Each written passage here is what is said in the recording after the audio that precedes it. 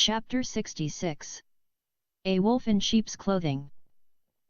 After their second marriage, Joseph and Inez returned to the church as husband and wife.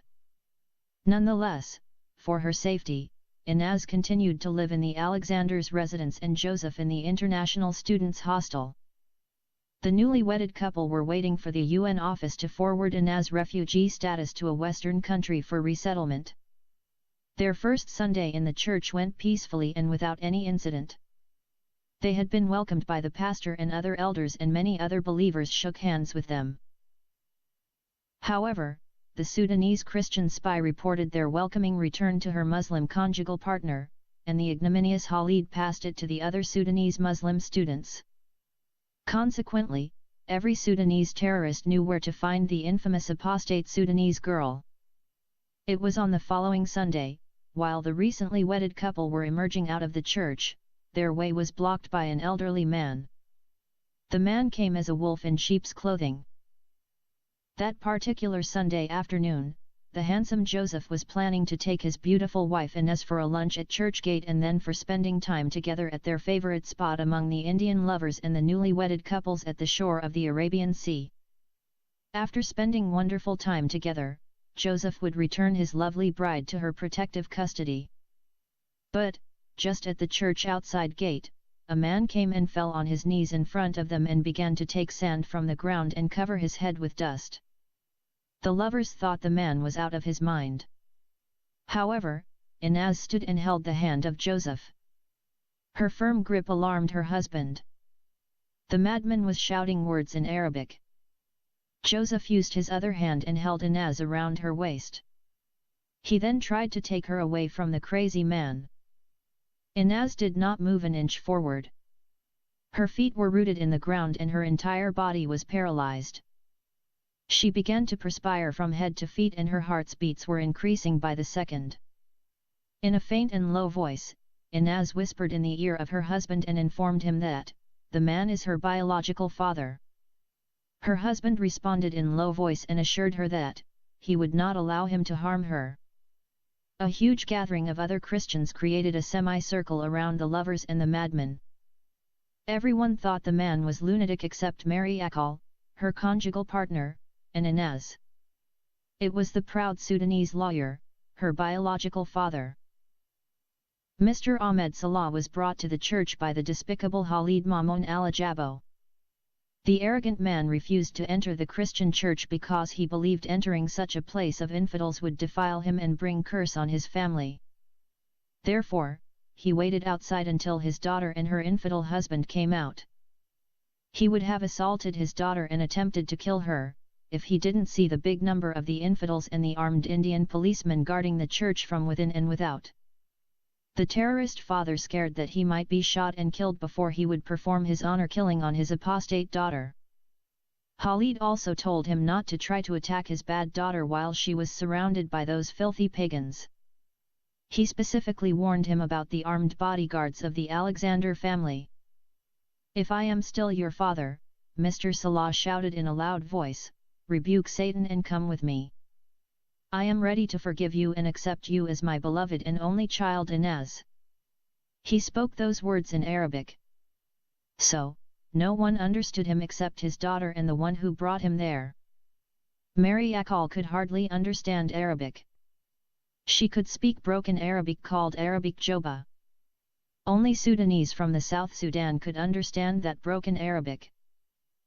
"If you want me to call you my father, you have to accept me as I am and accept Joseph Abraha as my lawful husband," Inez replied with a wavering voice. She had to force the words out of her mouth. She expected her father to attack her as soon as he saw her. But, his strange behavior so far had puzzled her. He had never before fallen in front of her and begged her to accept his request. He used to roar like an angry beast and assault her whenever she did something he considered a challenge to his authority. She could still recollect the great fear and dread that he filled her heart with when he brutally attacked and almost killed her in Pune city. Throughout her childhood and adulthood he used to tie her up with ropes and flog her like an animal. He always, like a cruel master, punished her as his slave and not a daughter. But today, the man who was kneeling on his knees and crying and throwing dust on his head in front of her eyes wasn't like the father she grew up under his brutality and tyranny. I would accept you as the Muslim daughter whom I have reared with love and care. The girl for whose medical education I have spent thousands of dollars, and I am still prepared to spend everything I have for her. If you have still prepared to spend on my study, you wouldn't have withdrawn your financial support to me and cancelled my admission at the medical college. I have done that for your good. I can't tolerate to see my only child going stray from the right path of Islam, and because of an infatuation towards a handsome Ethiopian boy, she has become an infidel Christian. I haven't become a Christian because I have fallen in love with Joseph. I have become a Christian when I discovered that Islam is a disgusting misogynistic religion. Muhammad's teachings are exhibiting hatred, dislike, mistrust, and mistreatment of women. Because of these anti-feminine teachings, I have been abused by you from childhood. Even when I became an adult girl, still Islam allowed you to control me. You have tried to kill me twice because I had fallen in love with Tariq. Because of Islam you have treated Tariq as an inferior black slave. And because you wanted to stop my conversion to Christianity, you had contracted me in marriage without my knowledge and consent to the same Tariq whom you used to consider dirtier than your refuse. Also, before that, you had prevented me from marrying my lover Tariq and gave me in marriage to my cousin Osama. That dirty Osama treated me as his slave and not as his wife, and sold me as a sex slave through gambling to 7 of his evil Saudi men. I had been raped by those wicked Arabs inside my bedroom and with the knowledge and agreement of my husband Osama. When I ran away from him, you and my mother locked me in a dark dungeon and treated me like an animal. I have known nothing from you except abuse and torture. You have never treated me as a daughter, but as your slave. I have never found someone to love me and believe in me except my Christian husband Joseph. Therefore, if you accept my conversion to Christianity, my Christian husband Joseph, and his baby in my womb, then I would continue to treat you as my father. I would never ever accept you as my daughter as long as you are an apostate from Islam. Also, I would not accept an uncircumcised infidel as my son-in-law, and would not accept a bastard child as my grandson. From today, you are no more my daughter. I disown you and I curse you. You are dirty infidel. May the curses of Allah, His Prophet Muhammad, and all Muslims be on you and on your filthy infidel husband. I also curse the haram child in your womb. I uphold from you all my blessings as a father and the blessings of your mother. You have exited out of the Muhammadan community. The shedding of your blood is halal and permissible for every Muslim man and Muslim woman. Inaz ignored the curses and life threat and asked her husband to take her away from her ruthless father. Joseph immediately led the way and took his wife by the hand. He stopped a rickshaw driver and told him to take them to the Bandra local train station. Chapter 67. The Terrorist Attack. Inaz left the man who ruled her life without pity or compassion and brutalized and tortured her for any choice she made without his knowledge and consent. He was a tyrant rather than a father to her. For the first time, she saw him for what he was. Nonetheless, Inaz was puzzled by his behavior. He always used his hands to beat her up and his legs to trample her under his feet. Why did he refrain from attacking her? Why did he fall on his knees and begged her to forsake her conversion and husband? Inaz didn't find answers to her questions. Whatever led him to do what he had done wasn't bother her. What troubled her heart was whether she was going to meet him again in her life. She wished her road would never cross his road again. For Inaz, her husband Joseph and their baby in her womb were her life, her future, and her happiness. The Sudan, the Sudanese Muslims, her Arab tribe, her proud parents, and her former religion were living hell for her, but her handsome Ethiopian Christian husband was the angel of light who rescued her life and brought her out of darkness and introduced her to the Lord Jesus Christ and to her new fountain of love and their glorious paradise. That Sunday, Joseph decided to make it the happiest day in his beloved's life because for the first time she stood against her cruel father and confronted him with all the evil deeds he did to her. It was the day in which once and for all she achieved her liberty and became free girl. She was no more a docile slave in the hands of a tyrant father. She made her stand clear, and she was no longer acquiescence to his evil demands. Inez had translated to her husband every word her wicked daddy had said to her and every sentence she spoke to him. The mentally emancipated daughter and her handsome husband ate their lunch in a fancy restaurant at a hotel in Church Gate. From the Ambassador Hotel, the lovers travelled by a bus to the Gateway of India. It was the first time the lovers decided to visit the island of Elephanta Caves. They travelled by cruise ship and enjoyed seeing the historical caves in that wonderful Elephanta Island. They took many photos of the caves and themselves. Upon their return, the lovers travelled by a direct bus from the Gateway of India to the Hanging Gardens at the Malabar Hill. From the height of the hill, the lovers could see below them the Arabian Sea decorated by the thousands lights of the beautiful Queen Necklace.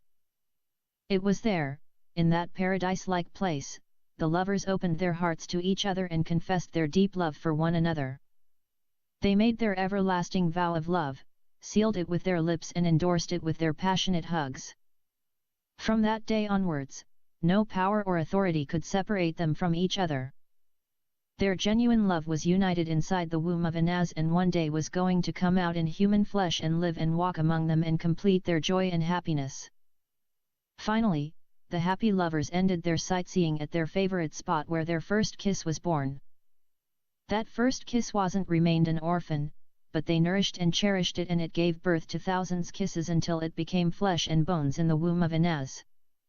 The beautiful Inez was 3 months pregnant when she broke the fetters and shackles of her cruel father from her hands and feet. Inez said to her husband, she wished to give birth to a handsome son like his father, but Joseph wanted to have a beautiful daughter as her lovely mother. Surrounded by hundreds of lovers, Joseph and Inez at last reached the summit of their joyful day. Their lips were locked in strong and passionate kissing. They continued to suck the honey from each other's lips and drink from the nectar of their fountain of love. They knew it was God who gave them victory over all their adversaries. They could feel His presence surrounding them from all directions and His angels were guarding them. The lovers would have remained forever in that divine presence. All of a sudden, that quiet and wonderful place was struck by a powerful tsunami of terror. The lovers began to hear other lovers shouting and seeing them fleeing in terror. Many lovers were torn apart. Some of them managed to stand up and flee away, leaving behind him or her his beloved or her lover. Joseph and Inez also stood up, but remained standing in their place. They did not know what had caused such chaos and terror. They knew the place was guarded by Indian police all the time. Unfortunately, some of those cops had also run for their lives. Joseph took hold of his beloved's left hand and about to rush her out of the place of terror. They were too late. They had delayed their escape for so long. Their way was blocked by an angry terrorist holding a big rod in one hand and a dagger in his other hand. He was running towards them. The lovers had the raging waves behind them and the fully armed terrorist in front of them. They were either to face the terrible terrorist with their empty hands or turn around and throw themselves in the raging waves of the Arabian Sea. They had no other avenue of escape. Either death through stabbing or drowning in the sea. Inez shouted to Joseph and told him they should hold each other and jump in the water. She preferred to die in the arms of her lover.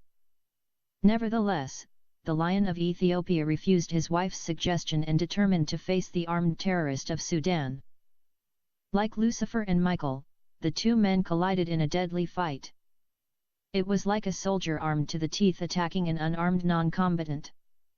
The man hit Joseph 3 times with his big rod. 2 strikes fell on his shoulders and the third strike was aimed to the head. Joseph used his hand and prevented the terrorist from hitting his head. If that powerful strike hit his head, the Lion of Judah would have fallen down and the terrorist would have used his dagger and stabbed him to death. Inez was shouting for help, but no one had come for their rescue.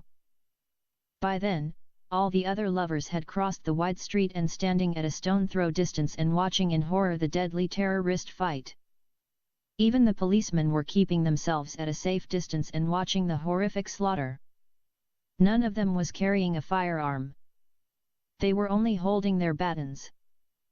Therefore, they were all scared to come close to a terrorist man who was holding a dagger as big as a half-sword.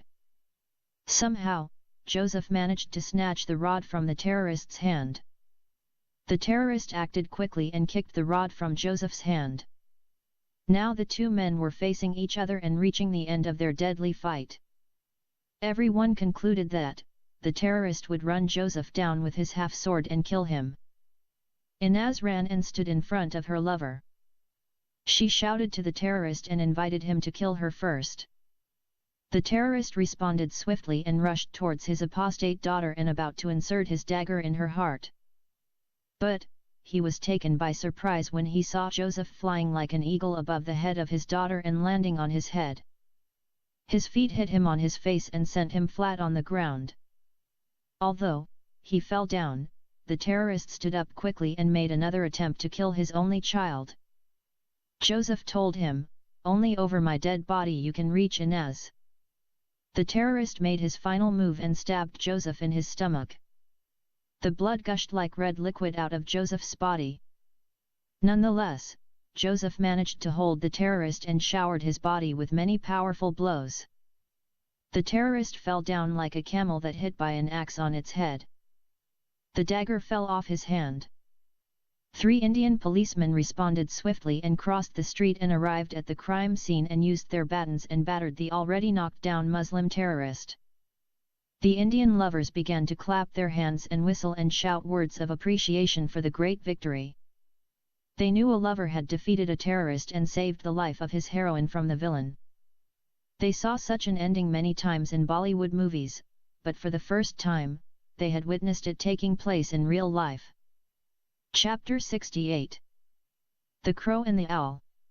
The proud and arrogant Sudanese lawyer, Mr. Ahmed Salah, had never expected or anticipated a day would come in which his daughter Inez would challenge his authority or dare to answer him back. He ruled her with an iron fist from childhood and turned her into a robot that he could control with remote control. She had long ago been terrified into complete intellectual surrender to his despotic, tyrannical, and arbitrary authority. He always harshly punished her for whatever mistake she made. Inez herself would never have defied her father if she had not undergone intellectual and spiritual awakening. It was her new lover Joseph Abraha who changed her thinking and understanding of life and herself. And it was Christ and Christianity which liberated her spiritually. The Christian teachings about women set her free from the misogynistic teachings of Islam. In fact, Inez was born again and became a new creation. Accordingly, that particular Sunday, the tyrant father came face to face with a new girl. Not his old Inez who used to frighten her to death. Many times, his roaring voice made her to urinate in her clothes. As we have already mentioned, the proud man didn't attack his daughter at the church because Khalid and Mary told him there would be armed security guards. He also was informed by them that his daughter was living in a house guarded with guards who were having machine guns. Whenever she stepped out, she would be accompanied by armed bodyguards. Wherefore, the coward man played that drama of a broken-heart father and begged his daughter on his knees to rebuke Satan, renounce her abominable deeds of converting to Christianity and marrying an infidel man. Inez didn't only refuse to obey him, but rebuked him for the evils he had done to her. She also told him he had no right to marry her to her former lover Tariq without her knowledge and consent. A Muslim girl would never dare to say something like that to her father and expected to survive. And finally, Inez said to him, if he wanted her to call him her father, he should accept her conversion to Christianity, her marriage to her Christian husband, and the baby she was carrying in her womb. If Inez said those words to her father when she was in Sudan, he would open her stomach with his knife and take the infant out of her womb and dash its head to the wall. If there was ever a need for an honor killing, this was it. Nonetheless, the cunning lawyer knew it wasn't the right place to carry the commandment of his prophet on his apostate daughter. Therefore, he suppressed his indignation and decided to wait for the right time and right place. The wicked Khalid and Mary followed Joseph and Inez from place to place until they discovered their romantic spot. When the lovers went to have their lunch at the Ambassador Hotel, like crow and owl, the evil spies stood outside and waited until Joseph and Inez came out. Then they followed their bus in a taxi until they reached the Taj Mahal Hotel. They didn't travel with the lovers to the Elephanta Caves Island. They sat at the gate of India until the lovers returned in a cruise ship. Likewise, they followed the lovers in another taxi until the Hanging Gardens. They sat in a small restaurant watching carefully the exit. Then they followed the lovers to the Queen Necklace. The crow and his owl pretended to be lovers when in reality they were master and his sex slave. After that, the despicable Khalid phoned Inez's father and gave him the address of the place where he could find his daughter without her armed security guards and bodyguards. By that time, the extremely angry father had already returned to the Islamic open door. Immediately, he took a taxi and traveled to Kolaba. He found a Muslim shopkeeper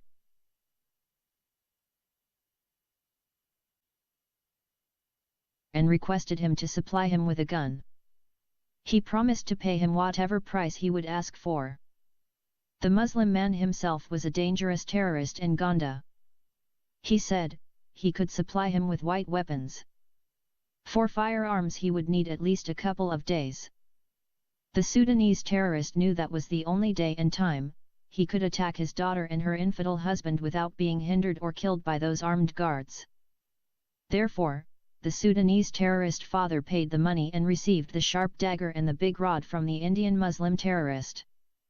Those deadly weapons were handed over to him in a wooden box. After that, the tyrant father knelt down on his knees and prostrated and offered 2 prayers to his Allah and asked him to grant him victory in the Shahada. Whenever a Muslim terrorist goes for a battle against his enemies or send in a suicidal mission, he would ask his Allah to grant him the Shahada or martyrdom. Islam teaches that, if a Muslim mujahid dies as a martyr, he will go to paradise and be wedded with the 72 virgins. Wherefore, on that fateful Sunday, the tyrant father asked his God Allah to give him victory by killing his apostate daughter Inez and also to grant him martyrdom by being killed by the Indian police. Upon his arrival, the crow and owl pointed to him the place where his daughter and her Ethiopian man were kissing each other. He quickly opened his box and took out the rod and dagger and ran towards them. He was shouting Allahu Akbar while running towards his unaware victims. His shouts frightened the peaceful and innocent young lovers and caused them to flee in terror. They all concluded that their romantic place was under a deadly terrorist attack. Even the Indian police constables of Bombay thought that some Muslim terrorists were carrying out another bloody terrorist attack. The Muslim terrorists had chosen a soft target where innocent young Indian girls were enjoying their time with their lovers. Every police constable fled for his life at the sight of a deranged man brandishing a half-sword in one hand and a big rod in his other hand making his way towards him. The dangerous terrorist entered the romantic place from one end and when he reached the opposite end he had emptied out the whole place. Hundreds of lovers took flight from his deadly attack. They fled and headed for the other side of the wide street. From a safe distance, they watched in horror the deadly battle between the Prince of Darkness and the Angel of Light. They expected the armed Lucifer would kill the unarmed lover and his innocent beloved. Chapter 69. The 2 police reports. Mary Alexander was the first one among the good Christian family members to receive the sad news. Mary Akal phoned her and informed her that Inez's father had attacked his daughter and stabbed her husband to death. Khalid Mamoun Alajabo put those words in his sex slave's mouth and ordered her to call Mary Alexander and passed the disturbing news. His aim was to show the Christian family that Allah had destroyed their protective custody and given victory to the Muslim father of the apostate Inez. That Sunday, Mr. Alexander and his wife were invited by their friends for a wedding celebration in another church. Immediately, Mrs. Mary Alexander called her husband outside the reception hall and broke to him the incredible news. Her husband was so much troubled by the sad news. The first question that came to his mind, how the blacklisted father entered India. At once, he phoned his friend, the head of the Bombay Criminal Investigation Department. The head of the CID also expressed his shock when he heard that the Sudanese man whom he had placed his name in the blacklist had managed to enter India and performed an honor killing on his apostate Muslim daughter and her Christian husband. He promised Mr. Alexander to issue at once an investigation order in this serious matter. Meanwhile, the seriously wounded Ethiopian foreign student and his assailant were rushed in the same ambulance to the Jislok Hospital at the Malabar Hill. Inaz's mind was so much troubled by the brutal attack on her husband. She had totally forgotten about the Alexander family. She had no cell phone. She wanted to travel in the same ambulance which took her husband and father, but the police and hospital authority didn't allow her. Therefore, she took the address of the hospital and hired a cab and followed behind the ambulance. Mr. Alexander phoned Joseph's cell phone, but no one responded to his call. So, he concluded that Mary Akal's report was true. No followers of any religion in the whole universe rejoice on evils except some followers of Islam.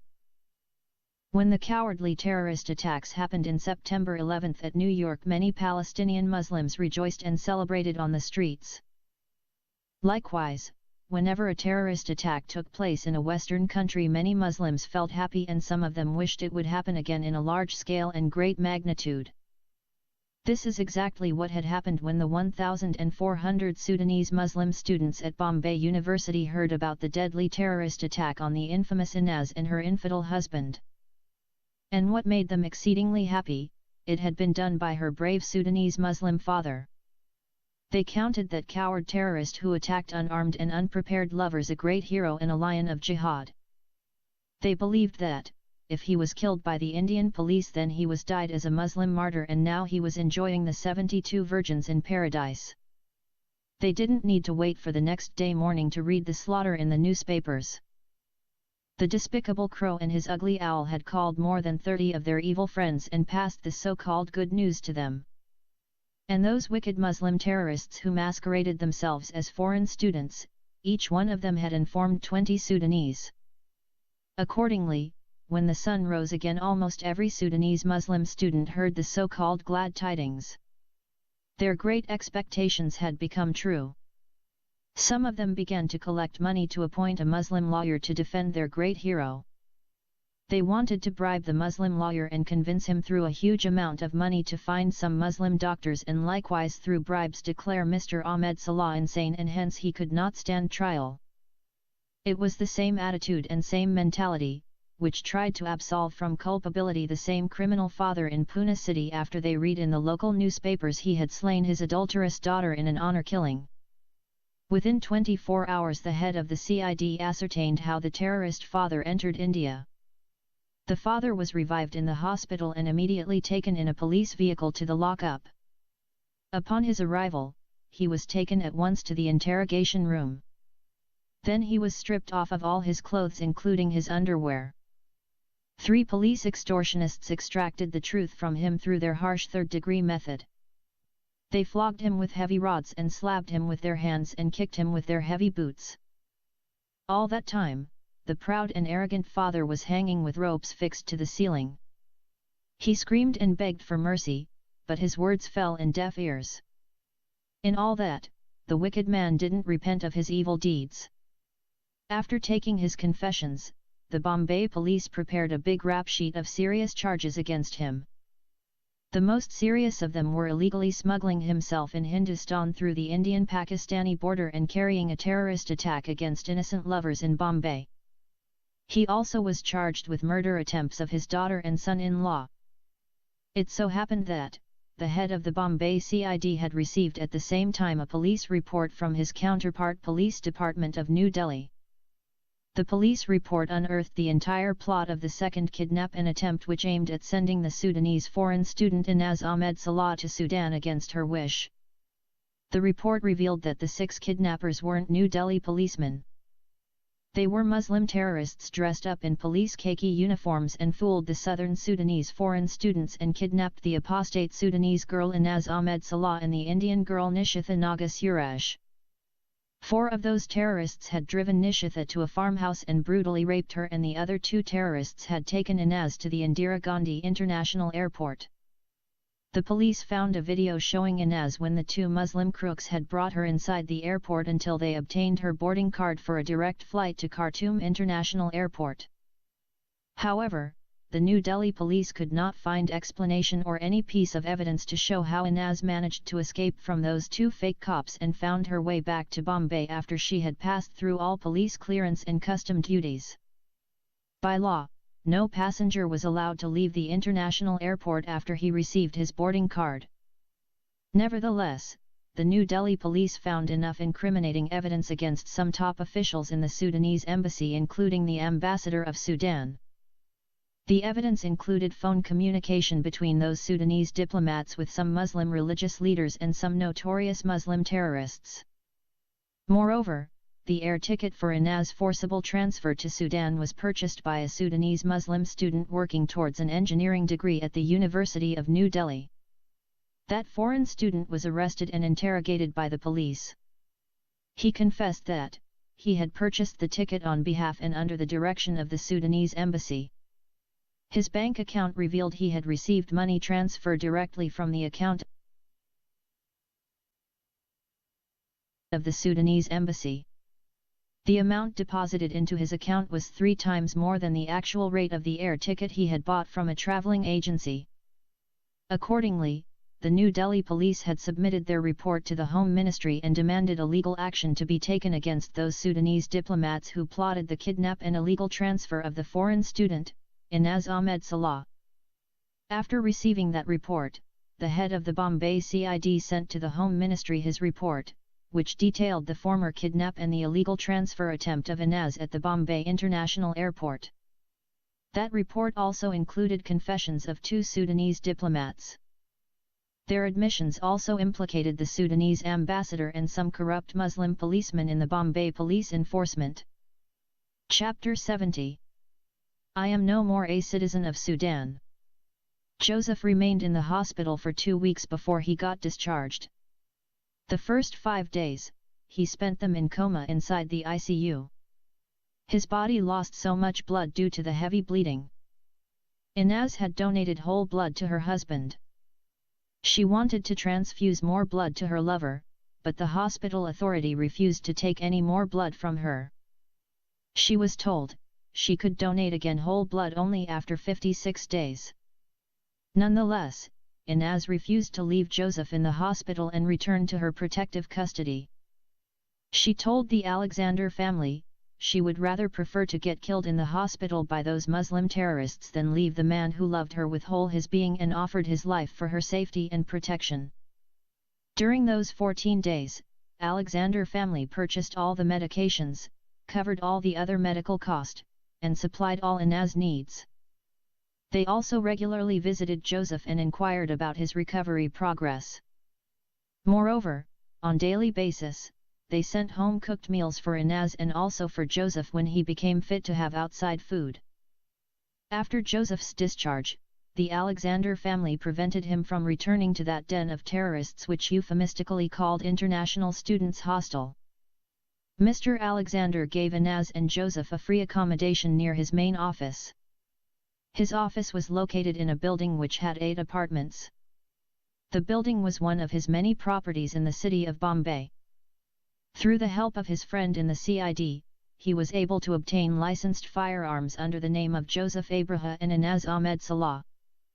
They were a revolver for Joseph and a small pistol for Inaz. They were loaded and the lovers were authorized by the Bombay police to use them in self-defense. Joseph was encouraged and emboldened by his weapon of self-defense, returned to his medical college and resumed his study. Inaz, however, was advised by her protectors not to venture again and go to that Muslim terrorists-infested area of Bombay downtown. Once bitten twice shy, Inaz accepted the wise advice and remained in Kalina. Not many days after, Mr. Alexander was surprised when the postman came to his office and handed over to him a huge envelope addressed to him personally from the United Nations office at New Delhi. The sender was a Muslim woman by the name of Mrs. Salma Muhammad Ahmed. When he opened the envelope, he discovered it had been sent to Inez Ahmed Salah. It had a letter from her legal representative and also included her brand new Sudanese passport. Mr. Alexander sent his peon and requested him to call Inez to his office. Since Inez's apartment was located above his office, she came in less than 10 minutes. Inez read the big letter loudly in the hearing of Mr. Vijay Alexander.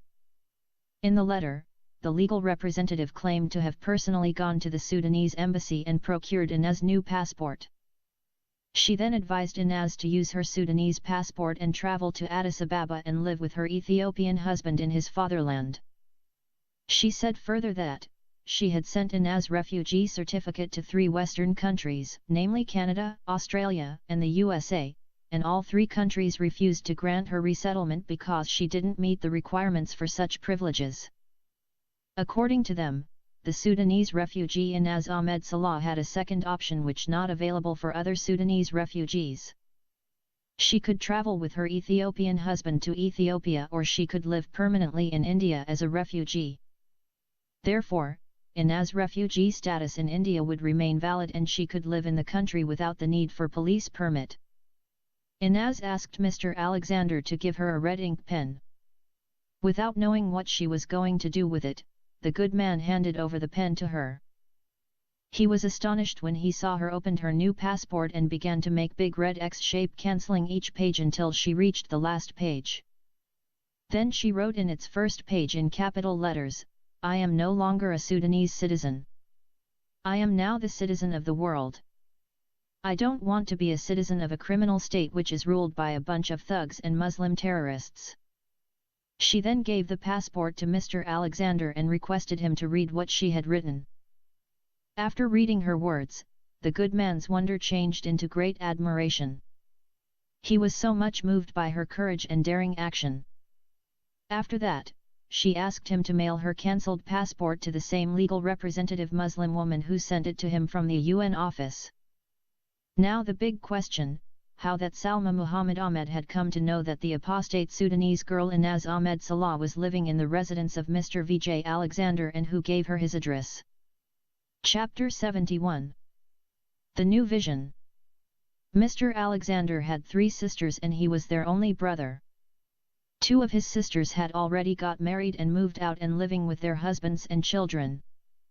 His youngest sister was still living with him in his residence. She was doing her master degree in economics at the Kalina campus which affiliated to the University of Bombay. Her name was Teresa Alexander. Teresa was sweet and very friendly girl. Inez became her friend from day one. While Inez was staying in their main residence, the 2 friends used to sit in the terrace and spend long time chatting and cracking jokes. So, in that way, their souls clung to each other and only sleep could separate them from one another at night. Wherefore, Inez began to go sometimes with her friend to the Kalina campus. During Teresa's classes, Inez would sit in the Jawaharlal Nehru library and read some books in religion. In short time, she became addictive to reading huge volumes on the topic of women in Islam, which were written by scholars from all over the world. Inez wanted to know why Islam gave the man absolute right to oppress and abuse the woman. She also wanted to know why women of other religions such as Judaism, Hinduism, Buddhism, and Christianity weren't oppressed and abused by their male counterparts. Inez had abandoned her medical study and focused her efforts on mastering her new field of interest. It was her dictator father who made her former choice. Gradually, her vision began to expand and she found herself deeply engrossed in learning the entire religion of Islam and comparing it with other major religions of the world. Every day, she spent many hours in the library of Kalina campus. While she was exploring her new field of interest, her husband Joseph was pursuing his medical program. Sometimes, Inez borrowed books and brought them home so she could read them at night and during Saturdays and Sundays. The terribly abused and persecuted Sudanese girl became so much involved in her study until her husband began to protest and demand his time with his beloved wife. Her friend Teresa jokingly said to her that, if you sit for exam in religion you would definitely score perfect marks. Inez's interest in learning religion wasn't gone unnoticed by other Sudanese students. Some secular Sudanese students began to talk to her and slowly became friendly with her. After winning her trust, some of those secular Sudanese students started to discuss some personal matters with her. They wanted to know why she left Islam and became a Christian, why she was so much interested in learning about Islam when she had already forsaken it. What was her goal of spending so much time and energy in studying a religion, which she considered to be false and not of a divine origin? Why did she forsake her medical study and focusing in studying a subject which no foreign student would like to waste his time in studying? Inaz truthfully and sincerely answered all their questions. She told them in plain language, she wanted to master some topics in Islam with the hope of assisting other Muslim females escaping from that abusive religion, which was the main cause of their suffering and misery in life. The Sudanese communist and secular students expressed their doubts about her ability to achieve such a goal. Anyhow, some of them invited Inaz to come and speak to them on those topics she was interested in. They promised to give her a free platform and not to allow anybody to bother her with any embarrassing questions. She could say whatever she would like to say as long as she would refrain from personal attacks or using inappropriate language. Inaz liked the idea of speaking to her people, but Joseph wasn't in full agreement with his wife. He was worried that his wife might say something which would be interpreted by those Sudanese Muslim students as direct insults or attacks on their religion and prophet. Joseph knew Muslims would spill the blood of anyone speaks against their idolized prophet Muhammad. Nonetheless, no matter how hard he tried, Joseph could not convince his wife to give up the golden opportunity of addressing her Sudanese people. Inaz believed that other Muslim girls should know what Islam said about them as women so they may escape falling victims to the same abuse and suffering that befell her. Finally, Joseph bit the bullet and acceded. It took Inaz around 6 months to finish her intensive research on Islam. She was a very intelligent student who was naturally gifted with an eidetic memory, which also known as photographic memory. She had the ability to recall pages of texts in great detail. She was able to absorb and acquire great knowledge in her new field. Accordingly, during that short period, Inaz had collected a huge amount of materials on her research. She found information about Islam and the Prophet of Islam that she hadn't heard about them before. She wondered why she had not been taught those stories about the founder of Islam and the historical information about how that Arab religion had spread all over the world. Inaz believed that no rational and moral human being would follow Islam if he heard those stories about the alleged prophet of God, and also learned those atrocities which had been committed by the early companions of Muhammad. Therefore, she believed as an enlightened and freed girl, it became her moral and intellectual responsibility to expose those evil deeds to the whole world. Wherever she went and wherever she lived, she determined to speak against those atrocities and expose the founder of Islam and show others what evils he had done to his enemies and to those unfortunate women who fell victims under his tyranny and brutality. She decided to make that her vision and goal in life. Inaz delivered 3 speeches in 3 days in a small private gathering of some secular Sudanese male and female students. The 3 meetings took place inside a small classroom of a school rented by those secular students. In actual fact, the meetings were attended by 3 Sudanese girls and 20 boys plus Joseph and Inaz. Those 23 Sudanese students called themselves secularists and professed to be religious, and hence none of them believed in the existence of God. All the 20 Sudanese boys freely and openly drank alcohol and smoked cigarettes. 3 of them had Sudanese girlfriends and slept with them out of the marriage bond. Other secular Sudanese boys frequented their visits to Grand Road and Faris Road and indulged themselves in cheap sex with some Indian prostitutes. In short, all of them lived irreligious life. In the past, those boys were known as Sudanese communists, but after the fall of the Soviet Union they began to refer to themselves as Sudanese secularists. But, if you asked any one of them what you mean by secularist, he would not give you any specific or convincing answer. To be brutally honest, Any Sudanese boy or girl who wanted to live freely and indulge himself or herself in all kinds of vices would call himself or herself a secular student and join this group. In consequences, many of them were attacked and mercilessly hammered by those righteous police of Allah who called themselves true Muslims and troops of their God Al-Rahman. Nevertheless, those irreligious secularists were still counted Muslims, and no one calls them apostates or atheists. In Islamic theology, God has 99 names. The most three popular names are Allah, Al-Rahman, and Al-Rahim. Inez's 3 speeches were recorded without her knowledge and her prior permission. Later on, they were reproduced in big numbers and distributed all over the city and reached to other Indian cities. Some of them made merchandise of the situation and sold those recordings and gained good profits. They didn't send a single Indian rupee to Inez. Actually, those secular Sudanese students had no interest in what Inez had said, but their main hidden agenda was to use her words to attack and expose the religion that their sworn enemies, the Muslim brothers and sisters, loved more than they loved their family members and their fellow citizens. Consequently, Inez's 3 speeches on Islam fit their bill to a T.